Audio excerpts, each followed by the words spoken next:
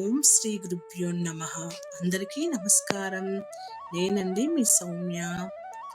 ఆధ్యాత్మిక జ్ఞానం ఛానల్కి స్వాగతం, సుస్వాగతం. ఇవాల్టి వీడియోలో హనుమాన్ పూజతో కార్యసిద్ధి, శత్రుజయం, అలాగే మంగళవారం ఇలా చేశామంటే కోరికలన్నీ నెరవేరుతాయి. ఈ వీడియో పూర్తి చూడండి. వీడియో కానీ నచ్చినట్లయితే షేర్ చేయండి. కొత్తగా చూస్తున్న వాళ్ళైతే సబ్స్క్రైబ్ చేసుకోండి. సాధారణంగా మంగళవారం రామభక్త హనుమాన్కు ప్రదక్షిణాలు చేయడం, అర్చనలు చేయడం తెలిసిందే. అయితే వాల్మీకి రామాయణం ప్రకారం ఆంజనేయునికి ఆకు పూజ, సింధూర పూజ ప్రీతికరమని తెలుస్తుంది. ఈ పూజలు హనుమాన్కు ఎందుకు ప్రత్యేకమైనవో ఇప్పుడు తెలుసుకుందాం. ఆంజనేయ స్వామి అంటేనే ఆకు పూజ ఎక్కువగా చేపిస్తూ ఉంటారు. అలాంటిది ఆంజనేయునికి ఆకు పూజ అంటే ఎందుకు ఇష్టం అనేది ఇప్పుడు చూద్దాం. సీతమ్మ వారిని అన్వేషించడానికి లంకకు వెళ్ళిన హనుమంతుడు సీతమ్మ జాడ తెలుసుకుని తిరిగి రాముల వద్దకు బయలుదేరి వస్తుండగా హనుమంతుని రాక కోసం వానరులు ఎదురు చూస్తూ ఉన్నారు. అప్పుడు హనుమంతుడు తిరిగి వచ్చినప్పుడు సమీపంలో ఉన్న వనంలోని ఆకులు, పువ్వులు, ముఖ్యంగా నాగవల్లి ఆకులు అనగా తమలపాకులు ఆంజనేయ స్వామి మెడలో వేశారంట.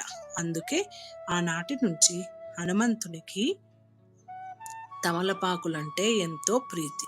సీతమ్మ వారి జాడను కనుగొన్న ఆనందంలో ఉన్న హనుమంతుని మెడలో తమలపాకులను దండను వేయడం వల్ల స్వామి ఎంతో ప్రీతి చెందాడు.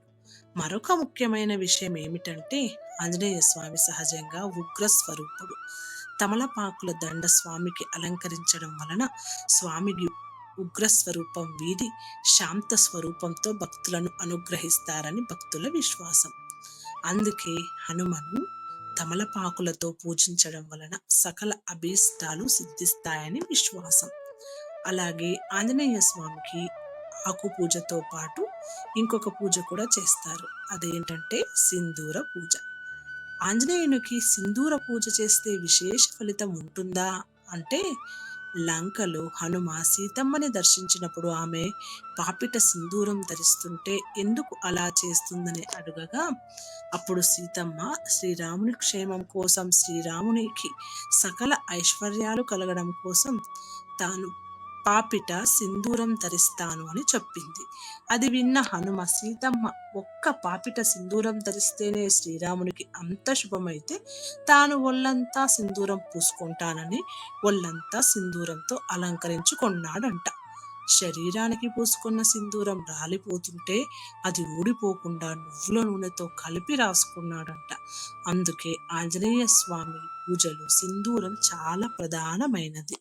గంగ సింధూరంలో కొంచెం నువ్వుల నూనె కలిపి ఆంజనేయుని విగ్రహానికి గాని, చిత్రపటానికి గాని అలంకరించినట్లయితే హనుమంతుని పరిపూర్ణ అనుగ్రహం మనకి లభిస్తుంది. హనుమంతుని పూజించిన సింధూరాన్ని నుదుటన ధరిస్తే కార్యసిద్ధి, శత్రుజయం కలుగుతాయని విశ్వాసం.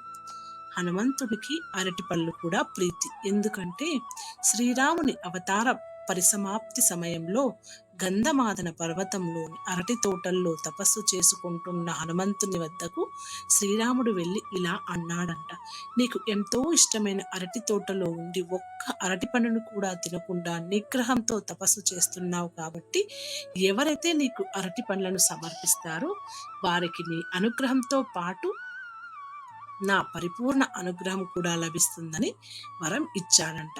అందుకే ఆంజనేయునికి అరటి పండ్లు సమర్పిస్తే ఇటు హనుమ అనుగ్రహంతో పాటు శ్రీరామచంద్రుని అనుగ్రహం కూడా పరిపూర్ణంగా పొందవచ్చు. ఇందుకే హనుమకు ఆకుపూజ, సింధూర పూజ ఎందుకు చేస్తారు ప్రత్యేకంగా, అలాగే అరటి పళ్ళు అంటే ఎందుకు అత్యంత ప్రీతికరం అంతా ఈ వీడియోలో అయితే నేనైతే తెలియచేశాను. ఆంజనేయుని ప్రసన్నం చేసుకోవాలంటే ఇందులో ఏదో ఒకటి చేసి హనుమ అనుగ్రహాన్ని పొందవచ్చు.